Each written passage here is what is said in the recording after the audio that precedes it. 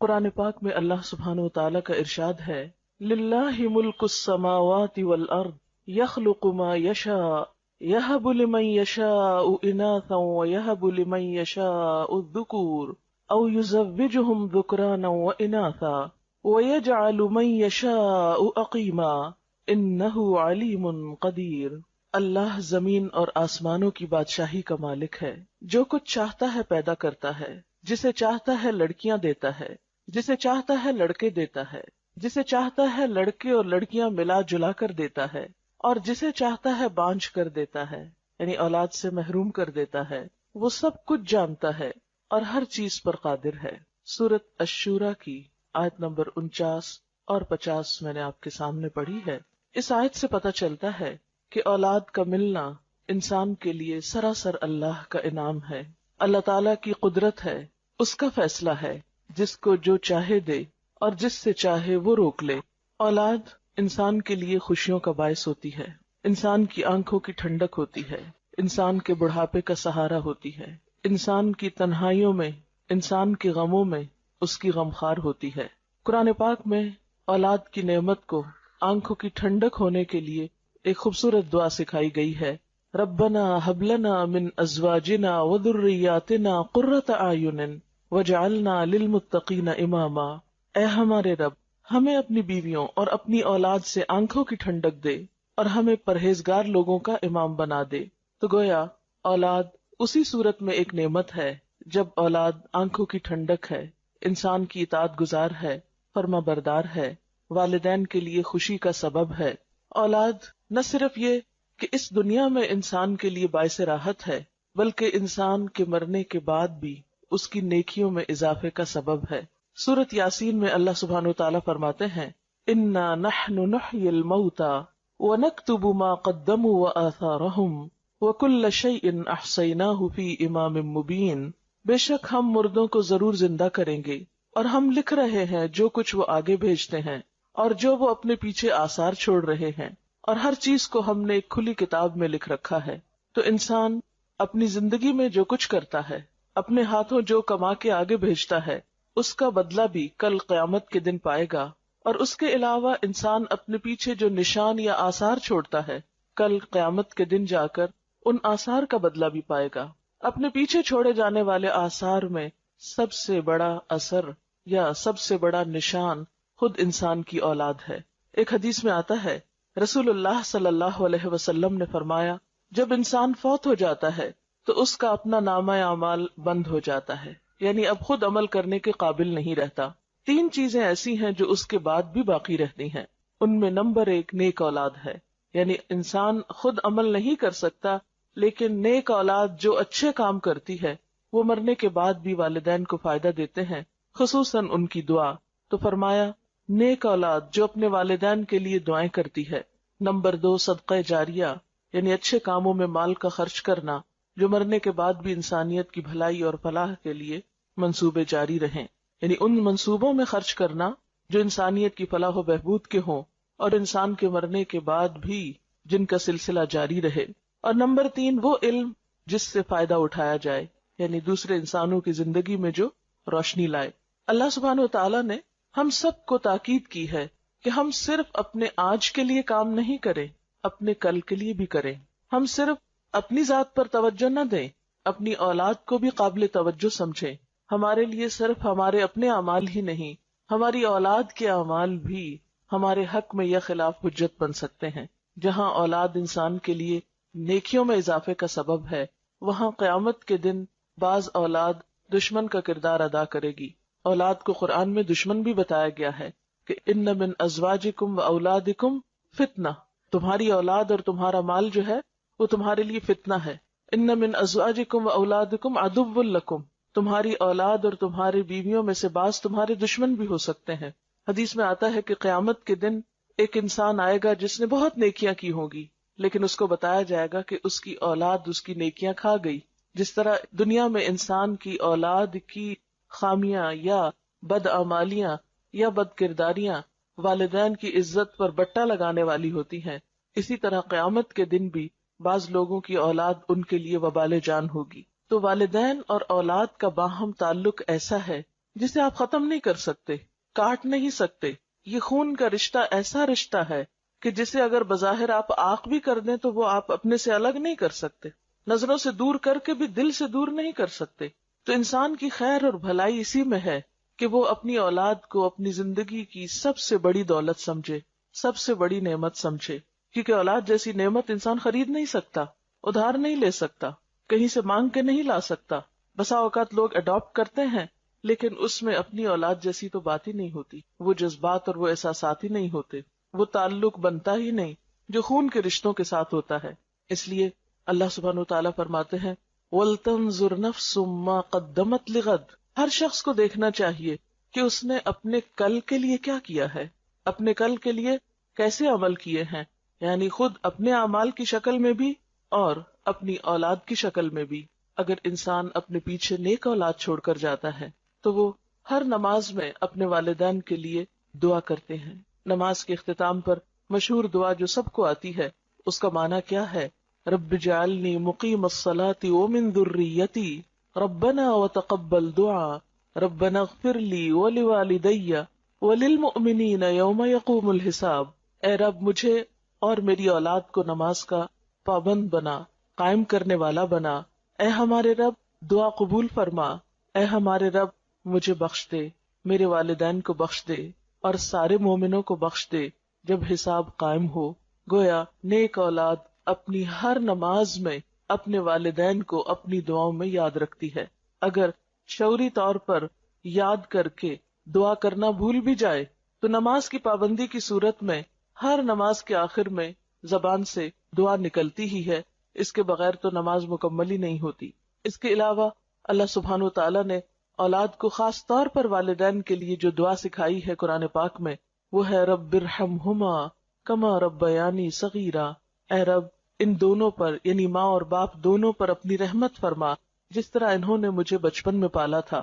گویا اسلام میں اولاد کی یہ ذمہ داری ہے کہ وہ والدین کے ساتھ اچھا سلوک کرے، حسن سلوک کرے، اور اسی حسن سلوک میں سے ہے کہ وہ والدین کی جہاں خدمت کرے وہاں ان کے لیے دعائیں بھی کرے، ان کے ساتھ اچھا معاملہ بھی کرے. اسی طرح ایک اور حدیث سے ہمیں پتہ چلتا ہے کہ ایک شخص جب فوت ہو جاتا ہے تو برزخ میں اس کا درجہ بلند کیا جاتا ہے. وہ پوچھتا ہے کہ یا رب یہ میرے درجے کی بلندی کیسے ہوئی؟ تو اسے بتایا جاتا ہے کہ تمہارے بعد تمہاری اولاد جو دعا کر رہی ہے تمہارے لیے، اس کی وجہ سے یہاں تمہارا درجہ بلند ہو رہا ہے. تو والدین کی دعائیں اولاد کے لیے اور اولاد کی دعائیں والدین کے لیے قبول ہوتی ہیں. لیکن یاد رکھیے کہ یہ سب کچھ انسان کو اسی وقت نصیب ہو سکتا ہے جب انسان اپنی ذمہ داری پوری کرے. یعنی اگر ہم اپنی اولاد کی تربیت کے لیے کوشش کریں گے، اس کے لیے محنت کریں گے، دعائیں مانگیں گے، اس چیز پر توجہ دیں گے تو انشاءاللہ اولاد بھی اچھی ثابت ہوگی. ہاں، بہت کم ایسا بھی ہوتا ہے کہ والدین اپنا فرض پوری طرح ادا کرتے ہیں لیکن اولاد معاشرے یا ماحول کے اثر سے والدین کا حق ادا نہیں کرتی. تو ہم دیکھتے ہیں کہ دنیا کے جتنے بھی نیک لوگ گزرے ہیں انہوں نے صرف اپنی نیکی کی فکر نہیں کی بلکہ اپنے ساتھ اپنی اولاد کی نیکی کی بھی فکر کی ہے. اور خاص طور پر مرتے وقت انہیں یہ فکر کم تھا کہ ہماری اولاد کھائے گی کہاں سے، رہے گی کہاں پر. یہ فکر زیادہ تھا کہ ہماری اولاد ہمارے بعد کام کیسے کرے گی. اور اس میں ہم دیکھتے ہیں حضرت ابراہیم اور حضرت یعقوب علیہ السلام کی مثال. وَوَصَّى بِهَا إِبْرَاهِيمُ بَنِيهِ وَيَعْقُوبُ يَا بُنَيَّ إِنَّ اللَّهَ اصْطَفَى لَكُمُ الدِّينَ فَلَا تَمُوتُنَّ إِلَّا وَأَنْتُمْ مُسْلِمُونَ. ابراہیم علیہ السلام نے اور یعقوب علیہ السلام نے اپنے بچوں کو وصیت کی. وصیت کہتے ہیں مرنے سے پہلے انسان اپنی اولاد کے حق میں کچھ تاکیدیں کر جائے. انہوں نے اپنی اولاد کو کیا وصیت کی کہ اے میرے بچوں، اللہ نے تمہارے لیے اس دین کو چن لیا تو تمہیں موت ہرگز نہ آئے مگر یہ کہ تم مسلمان ہو، یعنی ہمارے بعد تم حالت اسلام پر ہی زندہ رہنا.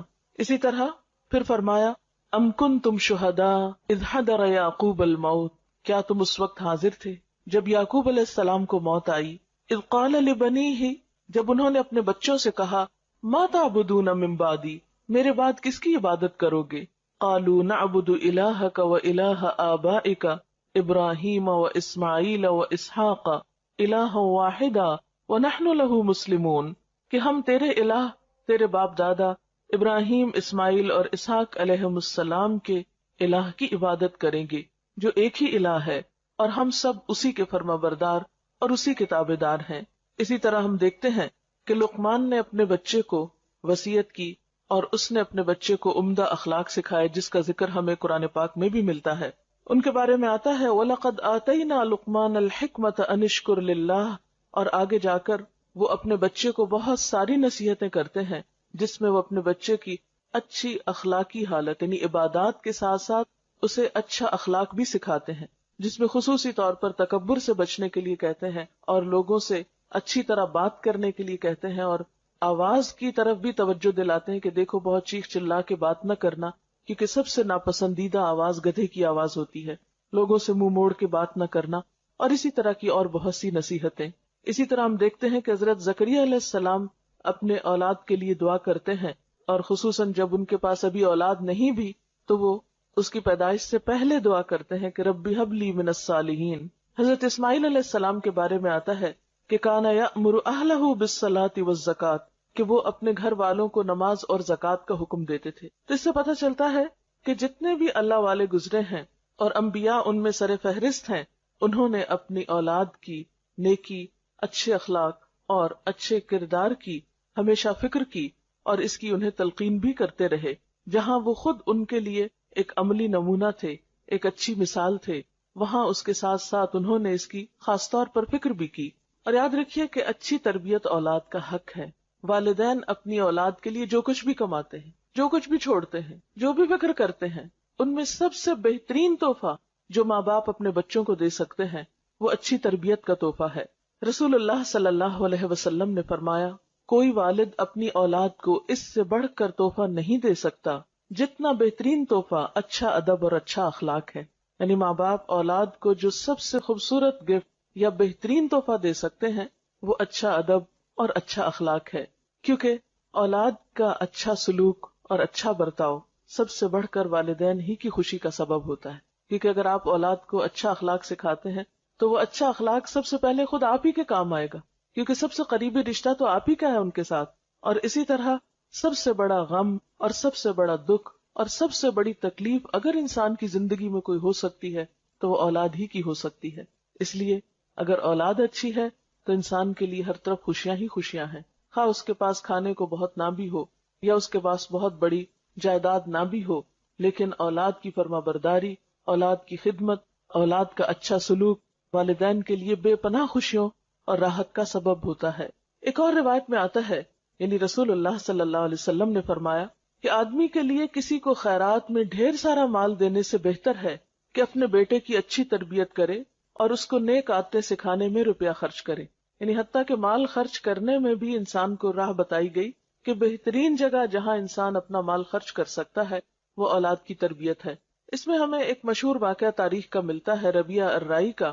ان کے والد نے شادی کی اور ابھی ربیعہ اپنے والدہ کے پیٹ میں ہی تھے کہ باپ کو کہیں جانا پڑ گیا۔ اس دور میں مسلمانوں کی جو حکومت تھی وہ دور دور تک پھیلی ہوئی تھی۔ نبی صلی اللہ علیہ وسلم کی وفات کے تقریباً 1 سال کے اندر مسلمان مشرق و مغرب کے مالک ہو گئے تھے، اور ان کی مہم میں ایک طرف افریقہ کی طرف جا رہی تھی، دوسری طرف چین کی سرحدوں کو چھو رہی تھی۔ تو ایسے میں جو فوجیں اتنی دور دور جاتی تو وہ سال ہر سال تک واپس نہ آ سکتی تھی۔ تو ربیعہ کے والد بھی کئی سال کے بعد جب پلٹے تو اپنی بیوی کو جو مال دے کر گئے تھے تو اس کا حساب مانگا اس سے۔ تو کہنے لگی کہ ابھی تم مسجد سے ہو کر آؤ پھر مجھ سے حساب کرنا، کیونکہ ایک اچھی خاصی رقم وہ چھوڑ کر گئے تھے۔ تو دیکھا واپس آئے تو کچھ بھی باقی نہیں، پوچھا کہ کہاں ہے پیسے، تو اس نے کہا کہ ابھی ذرا تم مسجد سے ہو کر آؤ۔ بہرحال وہ مسجد میں گئے تو دیکھا کہ ایک طرف ایک شخص بیٹھا لوگوں کو کچھ سکھا پڑھا رہا ہے اور اس کے ارد گرد لوگوں کا ایک جم غفیر ہے۔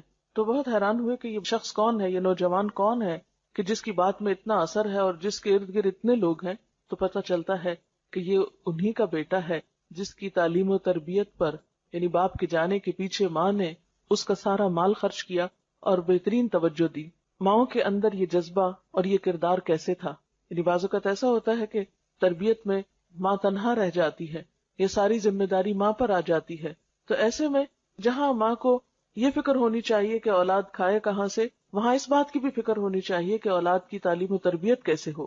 اب یہ ہے کہ تربیت کے ذمہ دار کون ہیں، اس میں یاد رکھیے کہ صرف ماں نہیں، باپ بھی ہے، دونوں ہیں۔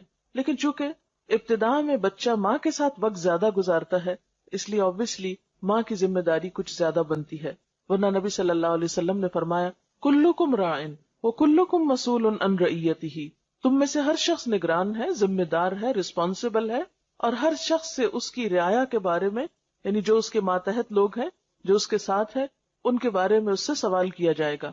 اور اس میں خصوصاً عورت کو بھی مینشن کیا گیا، وَالْمَرْأَةُ رَاعِيَةٌ فِي بَيْتِ زَوْجِهَا وَمَسْئُولَةٌ عَنْهَا، اور عورت اپنے شوہر کے گھر میں نگران ہے اور اس سے اس کے بارے میں سوال کیا جائے گا.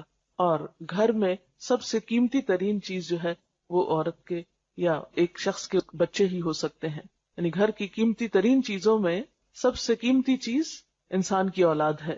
اب ہم یہاں یہ دیکھیں گے کہ پھر والدین اپنی اولاد کی تربیت کب شروع کریں اور تربیت کس موقع سے ہونی چاہیے، یعنی کب سے شروع ہونی چاہیے.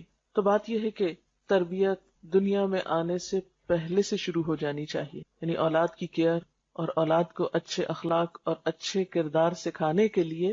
یہ نہیں کہ جب بچے بڑے ہو جائیں اور شروع میں ہم یہ کہتے رہیں کہ ابھی تو بچے چھوٹے ہیں، جب بڑے ہوں گے تو دیکھا جائے گا. نہیں، بچپن سے ہی، یعنی ان کی پیدائش سے پہلے ہی اس بات کی فکر کرنی چاہیے. اور پیدائش کے وقت تو ہر بچہ معصوم ہوتا ہے، جیسے حدیث میں آتا ہے کہ ہر بچہ فطرت پر پیدا ہوتا ہے، یہ اس کے ماں باپ ہوتے ہیں جو اس کو یہودی یا عیسائی یا کچھ اور بنا دیتے ہیں. اب ایک بچہ جو بالکل پاک صاف اور معصوم ہے، ایک صاف کتاب کی طرح ہے، اس کو آپ کیا بناتے ہیں یہ آپ پر ڈیپینڈ کرتا ہے کہ آپ اس کی تربیت کس طرح کرتے ہیں. جیسا کہ پہلے میں نے عرض کیا کہ تربیت کا آغاز یا تربیت کی ابتدا جو ہے وہ پیدائش سے پہلے ہونی چاہیے. لہٰذا ہم دیکھیں گے کہ دوران حمل، یعنی ایک بچے کی ولادت سے پہلے ماں کو کیسا کردار ادا کرنا چاہیے. اور اس بات کی جو تحقیق ہے کہ ولادت سے پہلے ہی بچے کے اوپر ماں کے جذبات اور احساسات اور اس کے رویے کے اثرات پڑنا شروع ہو جاتے ہیں، یہ معروف بات ہے اور ایک ثابت شدہ حقیقت ہے. ایک بزرگ کے پاس کوئی خاتون گئی یہ پوچھنے کے لیے کہ میں اپنے بچے کی تربیت کیسے کروں. تو انہوں نے پوچھا کہ بچے کی عمر کیا ہے. تو جب عورت نے بتایا تو کہا کہ تربیت کی عمر تو گزر چکی، اس لیے کہ تربیت تو پیدائش سے پہلے شروع ہوتی ہے. کیونکہ بعض جگہوں پر آتا ہے کہ 3 سال میں بچے کی ابتدائی شخصیت مکمل ہو جاتی ہے، بعض جگہوں پر 5 سال کا ذکر آتا ہے، بعض 7 سال کہتے ہیں. یعنی بچہ اپنی عمر کے ابتدائی حصے میں جو کچھ جذب کر جاتا ہے وہ بعد کی زندگی میں اتنا نہیں کرتا. اگر یہ نہیں کہ وہ وقت ختم ہو جاتا ہے، بڑے ہو کر تربیت ہو نہیں سکتی، لیکن اہم ترین وقت جو ہے وہ پیدائش سے پہلے اور پیدائش سے بعد کا ہے.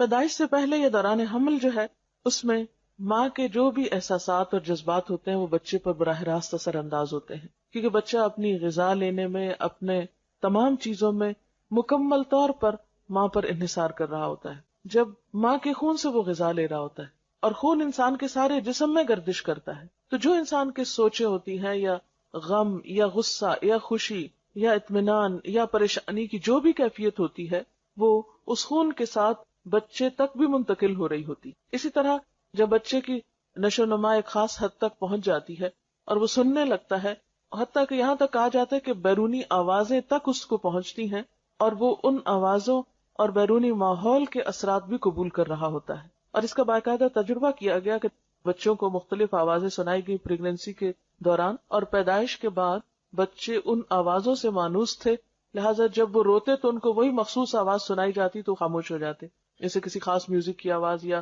کسی خاص ماحول کی جو اثرات ہیں.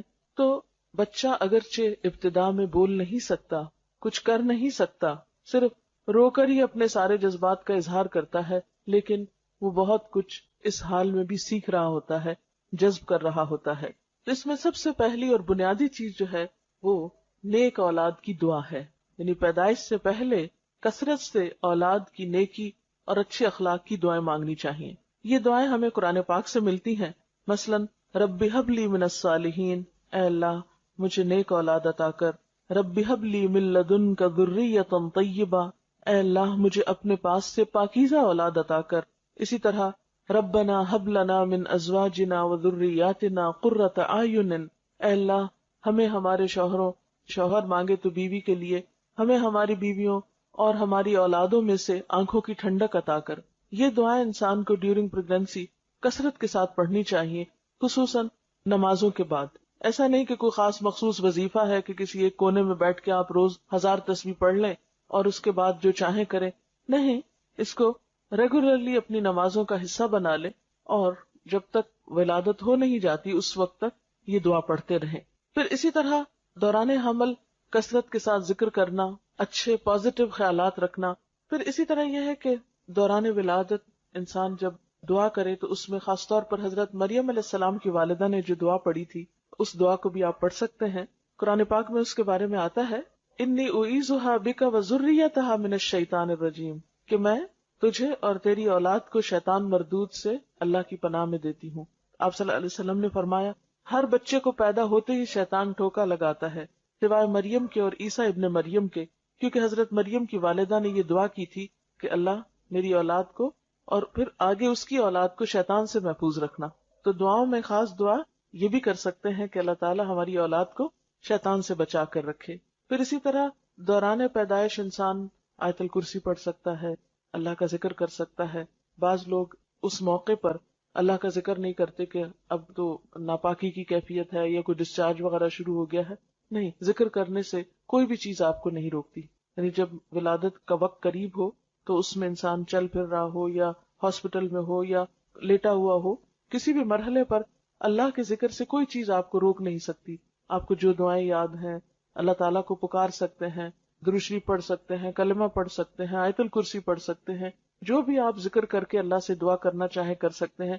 ایون جو آپ کے آس پاس ہیں، آپ کے ساتھ ہیں، آپ کے اٹینڈنٹ ہیں، وہ بھی آپ کے ساتھ اللہ کا ذکر کر کے آپ پر دم وغیرہ کر سکتے ہیں، سورۃ فاتحہ پڑھ سکتے ہیں، تاکہ مریض کو یا اس وقت کی جو تکلیف ہے اس میں ایک خاتون کو ریلیف ملے۔ اب یہ ہے کہ جب پیدائش ہو جاتی ہے تو اس کے بعد کیا کرنا چاہیے؟ سب سے پہلے بچے کی پیدائش پر خوشی کا اظہار کر کے اور پھر دعا بھی دینی چاہیے۔ ایک دعا جو ہمیں سکھائی گئی وہ ہے بارک اللہ لک فی الموہوب لک وشکرت الواہب وبلغ اشدہ ورزقت برہ۔ کیا معنی اس دعا کا؟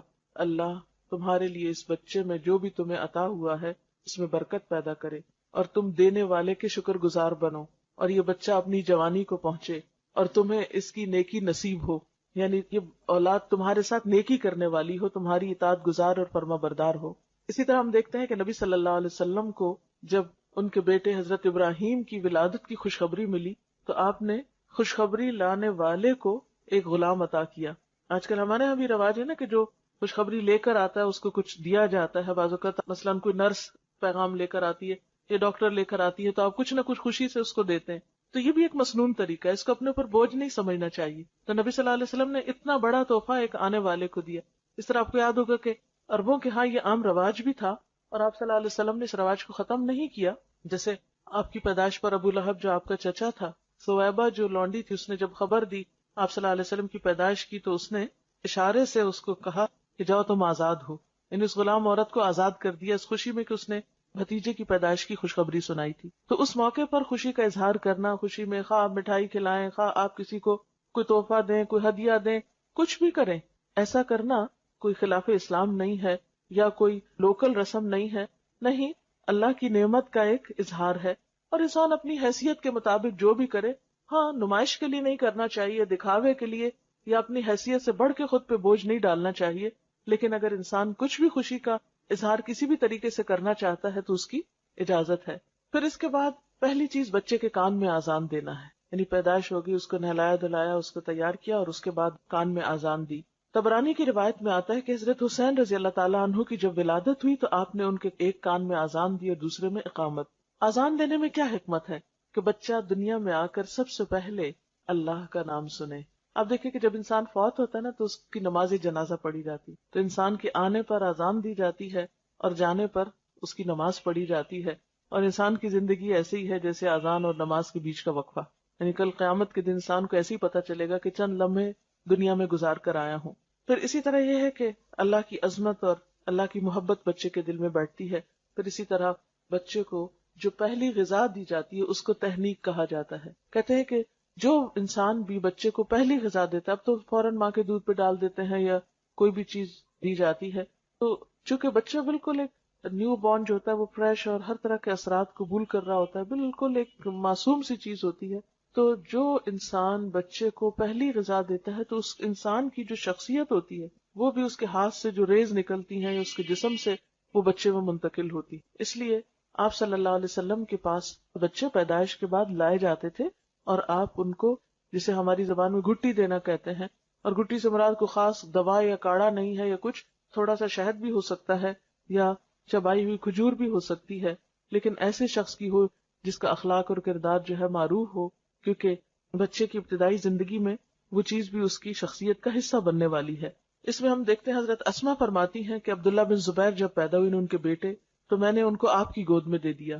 آپ نے خرما منگوایا، یعنی خشک کھجور منگوائی، اس کو چبا کر اپنے لعاب کے ساتھ ان کے منہ میں لگا دیا۔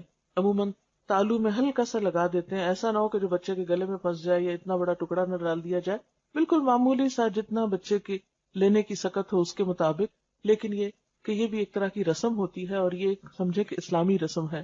حضرت عائشہ کا بیان ہے کہ آپ کے ہاں بچے لائے جاتے، آپ ان کے لیے تہنیک کرتے اور ساتھ دعا دیتے۔ تو جو شخص بھی بچے کو پہلی غذا دے رہا ہو اس کے ساتھ ساتھ بچے کو وہ دعا بھی دے۔ امام احمد بن حنبل کے ہاں بچے کی پیدائش ہوئی تو انہوں نے ایک نیک خاتون کے پاس اپنے بچے کو بھیجا جن کا نام ام علی تھا، اور ان سے اپنے بچے کی تہنیک کروائی۔ اسے بھی پتہ چلتا ہے کہ مرد کے علاوہ عورت بھی یہ کر سکتی ہے، یعنی یہ صرف مرد ہی نہیں کہ کوئی بہت بزرگ ہوں یا اللہ والے ہوں، گھر میں کوئی خاتون بھی ہو سکتی ہیں کوئی اچھے اخلاق اور کردار کی، کہ جس کا آپ چاہیں کہ بچے کے اندر اس کی شخصیت کا بھی اثر جائے۔ پھر اس کے بعد یہ ہے کہ بچے کو دودھ پلانا بچے کا حق ہے، یعنی پہلی غذا کے بعد آپ اس کو نارملی سک کروا سکتے ہیں، خواہ دودھ نہ بھی ہو، جو کچھ بھی ہو اس میں، لیکن بچے کی ماں کے ساتھ ایک اٹیچمنٹ ہوتی ہے۔ 9 مہینے وہ ماں کے پیٹ میں رہا ہے، بالکل ایک دم سے ہٹا کے اس کو فیڈرز پہ ڈال دینا بچے کے ساتھ بہت بڑی زیادتی ہے اور ایک جذباتی دھچکا بھی ہے۔ لہٰذا ماں کو چاہیے کہ وہ اس کو دودھ بھی پلائے۔ قرآن پاک میں اللہ تعالیٰ کا حکم ہے والوالدات یرضعن اولادہن حولین کاملین، مائیں اپنے بچوں کو 2 پورے سال دودھ پلائیں۔ یہ اس کے لیے حکم ہے لمن اراد ان یتم الرضاع، کہ جو بچے کے دودھ پلانے کا ارادہ رکھتا ہو۔ ہاں، عربوں میں رواج یہ تھا کہ بعض اوقات خود نہیں مائیں دودھ پلاتی تھی، دایا کو دے دیا جاتا، جو شہر سے باہر بادیہ میں عورتیں بچوں کو لے جاتی، مخصوص قبیلے ہوتے تھے جو بچوں کو پالا کرتے تھے، جن کی عورتیں خود صحت مند تھی، تو ان صحت مند عورتوں سے بچوں کو دودھ پلوایا جاتا اور بچے کی نشو و نما ایک کھلی آب و ہوا میں کی جاتی۔ وہ ان کا ایک کلچر تھا، ہمارے لیے ضروری نہیں کہ ہم بھی ایسے ہی کوئی طریقہ اختیار کریں، لیکن بہرحال رضاعت جو ہے یا دودھ کا پلانا جو ہے یہ بچے کا حق ہے۔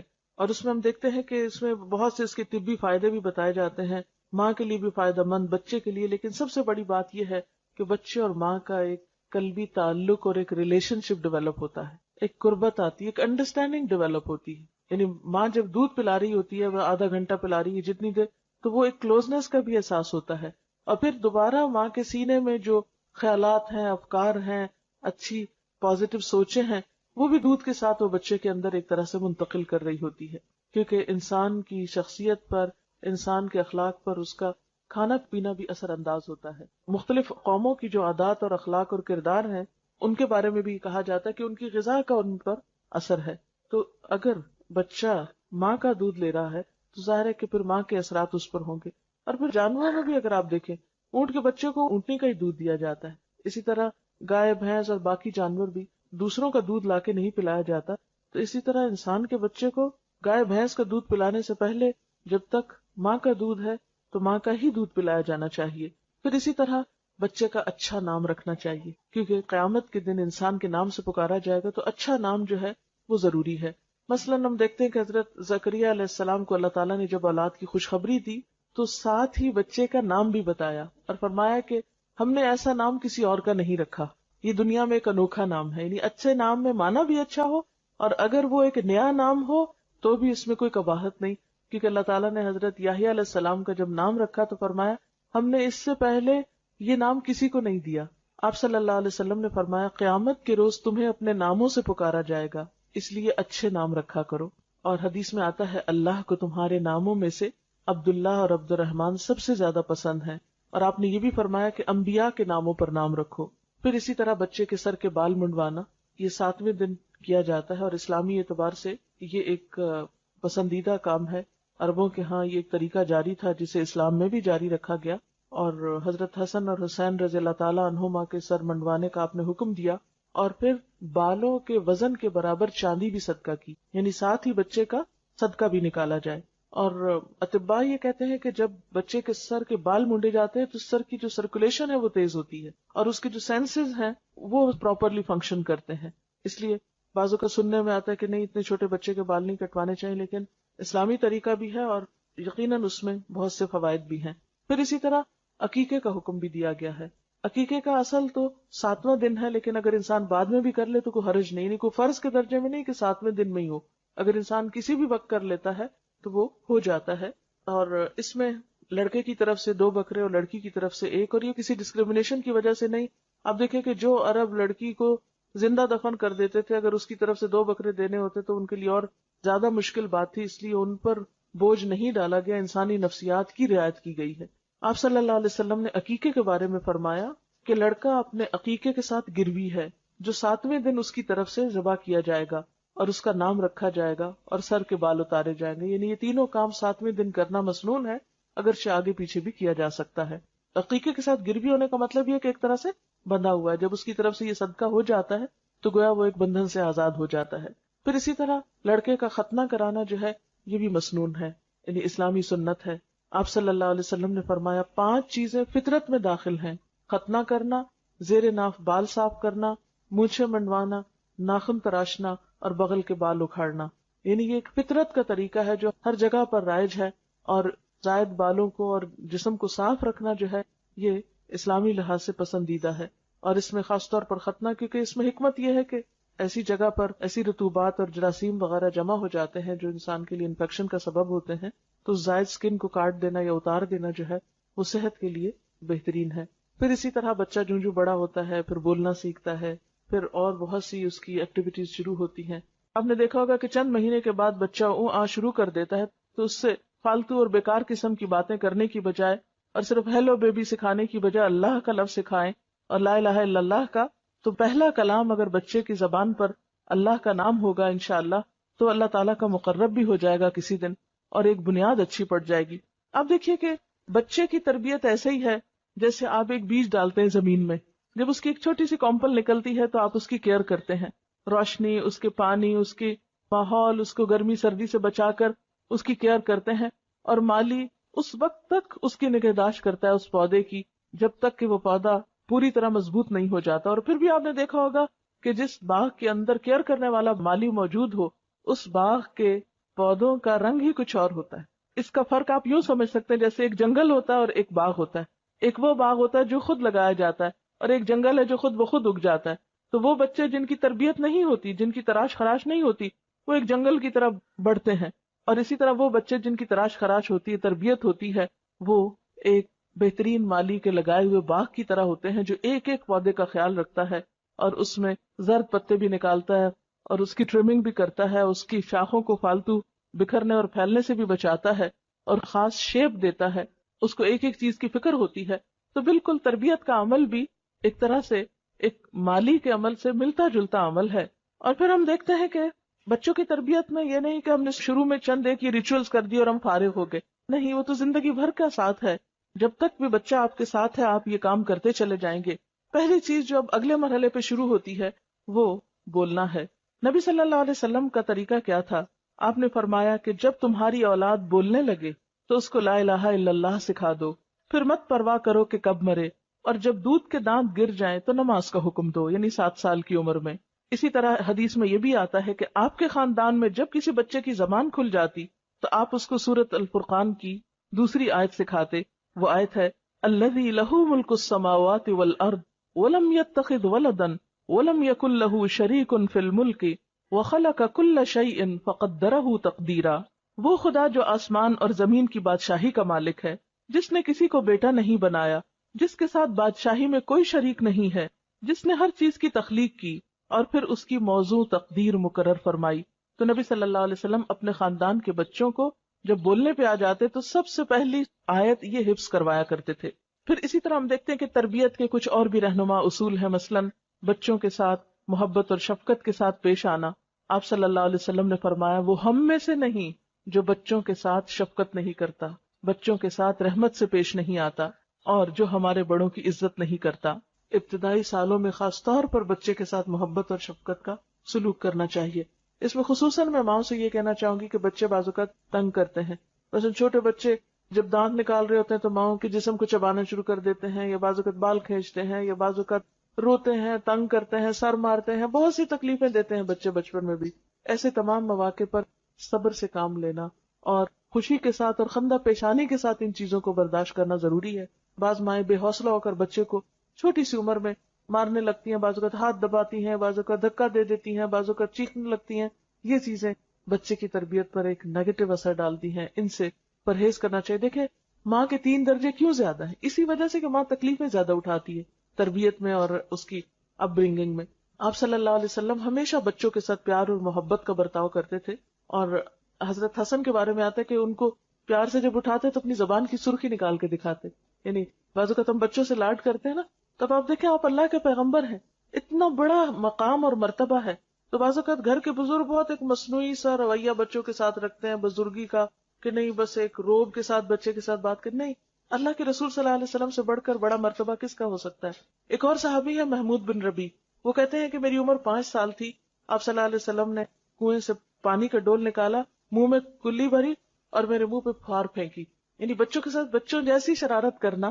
پھر آپ صلی اللہ علیہ وسلم آگے بڑھ کے خود سلام کیا کرتے تھے، اٹھا لیا کرتے تھے اور ہر لحاظ سے خیال رکھتے. اس میں ہم دیکھتے ہیں کہ پھر اسی طرح جابر بن سمرہ اپنے بچپن کا واقعہ بیان کرتے ہیں کہ انہوں نے آپ کے پیچھے نماز پڑھی اور اس کے بعد آپ اپنے گھر کی طرف چل پڑے. کہتے میں بھی ساتھ ہو لیا، میرے ساتھ اور بچے بھی تھے، آپ نے سب بچوں کو پیار کیا، مجھے بھی پیار کیا. یعنی بچوں کو یاد تھا کہ ہمیں آپ صلی اللہ علیہ وسلم نے کس کس موقع پر پیار کیا. پھر اسی طرح آپ کا معمول تھا جب آپ سفر سے تشریف لاتے تھے تو جو مدینہ میں اونٹنی داخل ہوتی سب بچوں کو اوپر بٹھانا شروع کر دیتے. تو یعنی جیسے ایسا ہوتا نا کہ باپ گھر میں آ رہے ہیں یا کوئی بزرگ آ رہا ہے تو بچے سارے اکٹھے ہو جاتے ہیں، کوئی کندھوں پہ چڑھنے لگتا ہے، کوئی لپٹنے لگتا ہے. تو ایسے میں بچوں کو ان کی شوخیاں کرنے دینا چاہیے. آپ صلی اللہ علیہ وسلم ان کو اپنی سواری پر سوار کرنا شروع کر دیتے تھے، خواہ وہ کسی کے بھی بچے ہوتے تھے، محبت کے ساتھ اور شفقت کے ساتھ. پھر اسی طرح آپ صرف مسلمان بچوں کے ساتھ نہیں، بغیر کسی مذہب کی تفریق کے ہر ایک کے بچوں کے ساتھ اچھا سلوک کرتے تھے.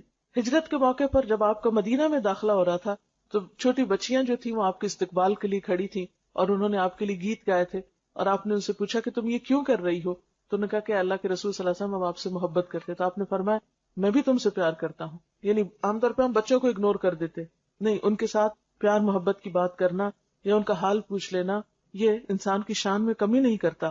اور سب سے بہترین چیز بچوں کو پھر اچھا اخلاق سکھانا ہے، اور خاص طور پر چاہے لڑکا ہو یا لڑکی ہو ان میں فرق نہ کریں. آپ نے فرمایا خاص طور پر کچھ دینے کے معاملے میں بچوں میں فرق نہ کرو، اس سے ان کی شخصیت پر منفی اثرات پڑتے ہیں.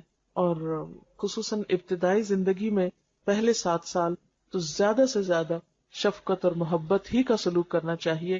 اقرا بن حابس کے بارے میں آتا ہے کہ وہ آپ صلی اللہ علیہ وسلم کے پاس آئے اور آپ اس وقت حضرت حسن کو گود میں بٹھا کر پیار کر رہے تھے.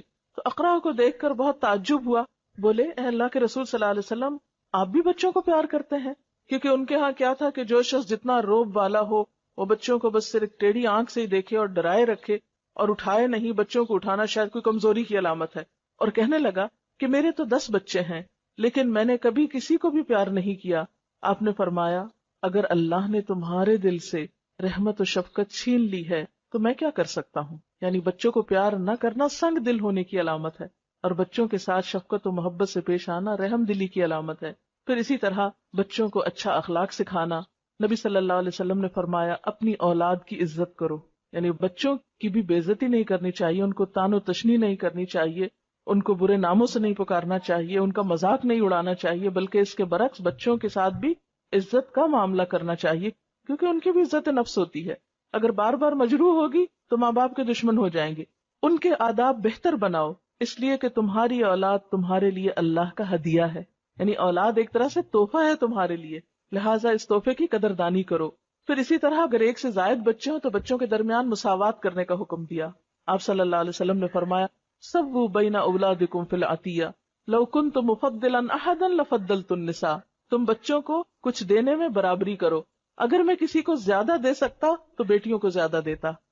لیکن یہ ہے کہ بیٹے ہوں یا بیٹیاں جب بھی ان کے لیے کچھ خریدیں یا جب بھی ان کو کچھ دینے لگیں تو سب کے ساتھ برابری کریں. بعض اوقات ایسا ہوتا ہے کہ کوئی ایک بچہ اپنی فرما برداری اچھے اخلاق کی وجہ سے والدین کا زیادہ پسندیدہ ہو جاتا ہے، یا چھوٹا بچہ جو ہوتا ہے وہ عموماً ماں باپ کو زیادہ پیار ہوتا ہے، یا بعض اوقات بڑا بچہ جو ہوتا ہے وہ زیادہ توجہ لے جاتا ہے. لیکن اپنے دلی جذبات اور اپنی توجہ کو ایک طرف رکھتے ہوئے دینے دلانے کے معاملے میں برابری کرنی چاہیے. محبت میں تو بسا اوقات برابری نہیں ہو سکتی، کیونکہ انسان کے جذبات ہر ایک کے لیے مختلف ہوتے ہیں اور وہ انسان کے بس کی بات